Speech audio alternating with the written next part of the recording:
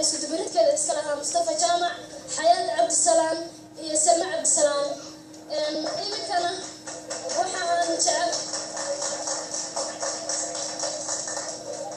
waxaan jecelahay inaan idin baro fanaaniinta halkan caawa idinka tumi doonta munaasabada xafladda sanadka cusub ugu horeeya oo boqorkii codka Soomaaliyeed Maxamed Saleebaan Tube waxa garabkiisa taagan oo caawin doonta caawa xagga heesaha Cadeey Cali Axmed isaguna heesa aad qaraami ah oo aad jeclaan doontaan inooga heesi doona fanaanka weyn ee Axmed Cabdi Xasan Hilaac Dheere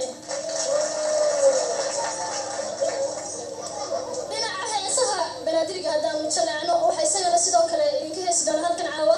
Cusmaan Maxamed Oscar dhinaca muusikada waxa halkan idinku diyaara Ooyaya Sheekh iyo Yuusuf Arbaca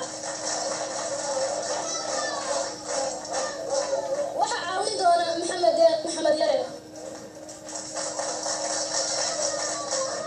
حق مشاشيرة وحا إذن كنت ديارة أحمد محمد علي عبد الرحمن ويقول حق مشاشيرة ديارة إذن كوا اسكتوا بردكي حياة عبد السلام سلمى عبد السلام يا مصطفى جامع وأهفل قادها يسونا هلكن عاود ديارك نوبة وحا أنشعلها إنا إذن كفروا هستي سندك يهو الذي